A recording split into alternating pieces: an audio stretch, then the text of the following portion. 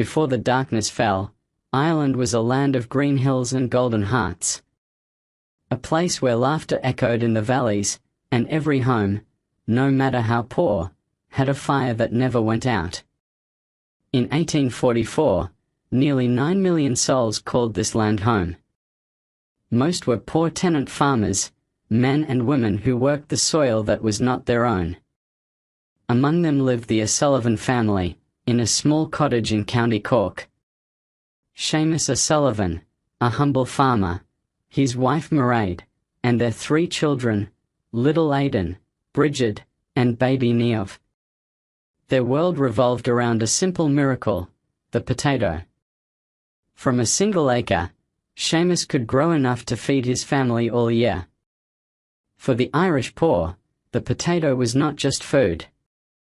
It was survival.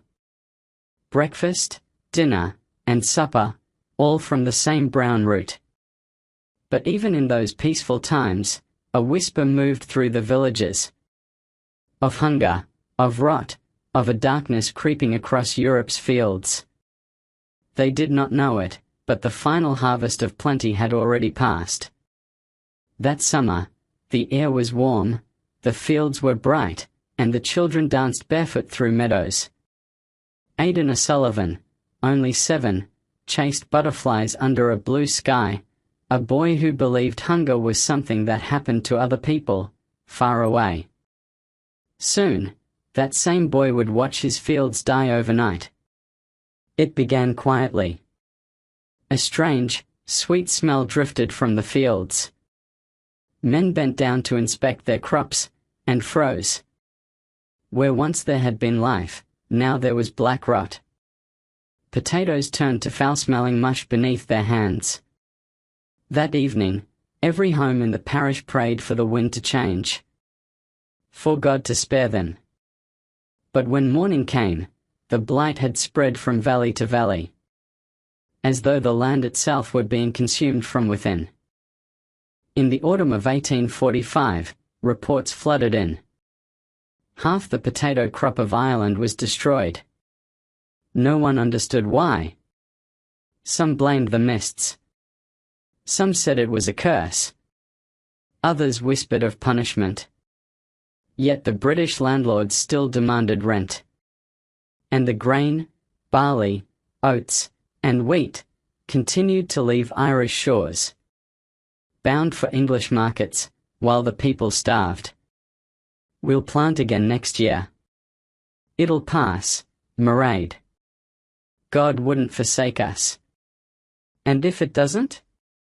That winter, the O'Sullivans shared their last good potatoes. They roasted them slowly, so the children would think the meal lasted longer. Little Niamh laughed, unaware that her parents had gone without for days. On Christmas Eve, the church bells rang for hope. But hope, like the harvest, was fading. Still, the parents sang. They held their children close. And in the face of hunger, they prayed. Because faith was the only food they had left. When the farmers planted again, they did so with trembling hands. They dug into the cold, damp earth, whispering prayers into every furrow. But when the shoots appeared, the same black rot came again. Faster, crueler, hungrier. By midsummer, the blight had claimed nearly every field in Ireland. And for the first time in memory, people began to die in the open. Everywhere, there were rumors. The government would help, they said. Relief ships were coming. But weeks turned into months, and no help arrived. The British Parliament debated statistics while children collapsed in the mud. The O'Sullivans' cottage grew quiet. Aidan grew pale. Mairead tried to feed him nettle soup, grass boiled in water. A meal without nourishment. In towns, food was guarded by soldiers. Those who begged for bread were beaten. By the end of 1846, over 350,000 people had perished. Tens of thousands more fled, walking for days toward the workhouses. Grim prisons where hunger met disease. Still, mothers carried infants on their backs. Fathers pushed wheelbarrows filled with starving children. They called these roads the roads of sorrow. Please, my boy, he's burning with fever. No room. Go away. And still, she held him. Because love does not starve, even when the body does. In London, politicians argued whether Ireland's poor were lazy. They said aid would make them dependent. They passed the poor laws, forcing starving families to labour for crumbs. As mothers buried children in unmarked graves, ships loaded with Irish grain continued to sail from Cork and Dublin, guarded by British soldiers. The graveyards filled faster than they could dig. Priests stopped recording names, there were too many. Children buried parents. Parents buried children. The air smelled of decay, the earth of death. And yet, even then, the parents tried to teach. Bridget, remember this, even when the land gives you nothing, you must give something back. A song, a prayer, a kindness. Do you hear me? For in the darkest hunger, they still raised children. Not only to live, but to remember. That memory, carried in lullabies and whispered prayers, would outlast the famine itself. Young Bridget O'Sullivan no longer played. She gathered twigs for the fire and carried her baby sister when her mother's legs failed her. At 10 years old, she became a mother herself. One of thousands of little girls forced to grow up too soon in the shadow of famine. Bridget, promise me, you'll keep her warm. Yes, ma'am. That night, Mairead closed her eyes. And for a moment, the hunger lifted. As though she could see the green fields again, before the blight. As the famine deepened, relief from Britain came too little and too late. Cornmeal imported from America arrived at ports. But without mills or ovens, many starved waiting for food they could not cook. Relief works forced the starving to dig roads to nowhere. Labor in exchange for a penny or a crust. They called them famine roads. Roads that led to nothing, built by the dying. Men collapsed at their work. Women knelt in the dirt to feed children stones, just to stop the crying. And yet, even then, some mothers sang. Those lullabies, whispered through the famine ear, were acts of rebellion. Songs of memory, of hope, of God. Songs that said, though the body fades, the spirit endures. That summer, Bridget watched the hills burn. Villages were emptied. Fields were left to wild grass.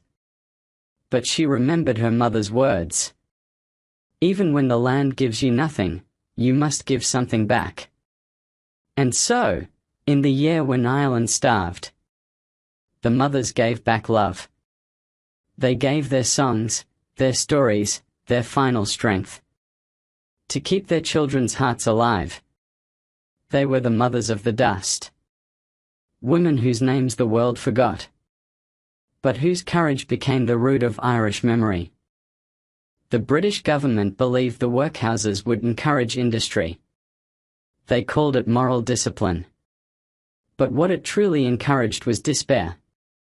Reports from the time spoke of rooms so crowded that bodies lay head to foot on the floor. Children died of cold, curled against stone walls.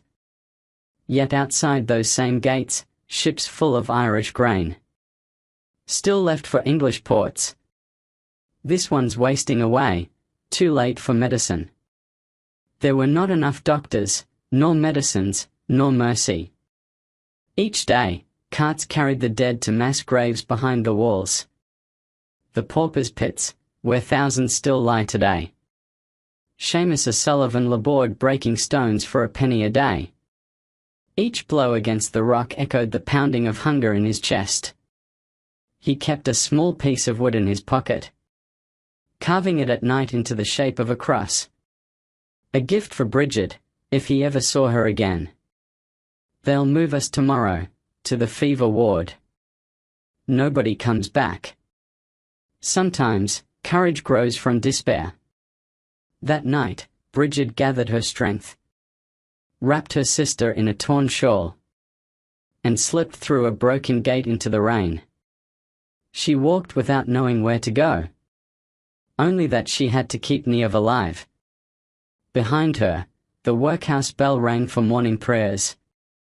Ahead of her lay hunger, cold, and a chance at freedom.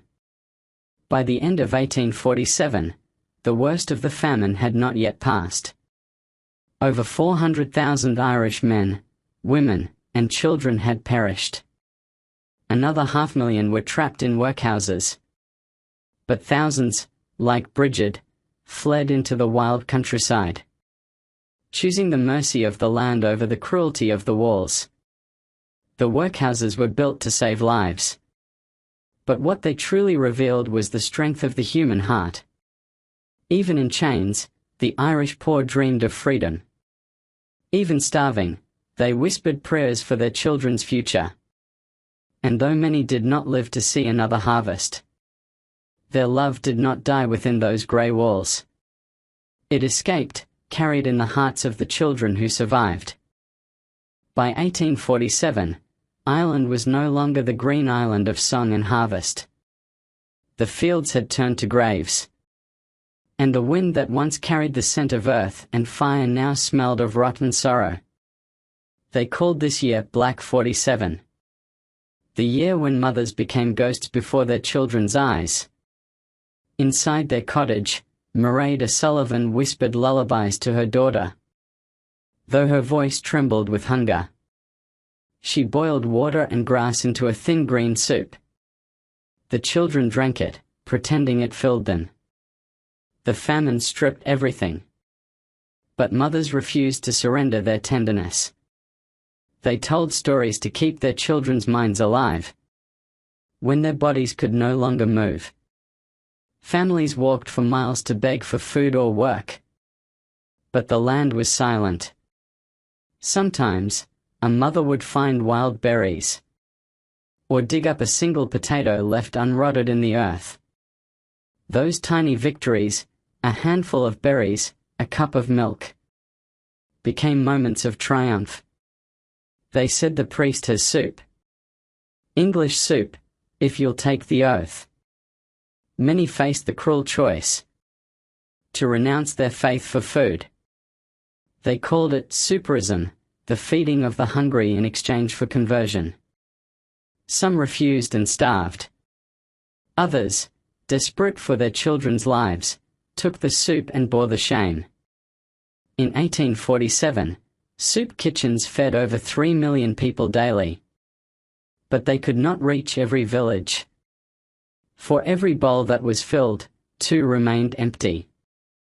Disease, typhus, dysentery, fever, spread through the hungry crowds. Mothers buried infants in ditches beside the roads. Many died with their babies in their arms, still trying to sing them to sleep. Children like Bridget O'Sullivan. She would walk for days, through rain and mud, to find a ship that promised a new beginning, and the next chapter of Ireland's sorrow.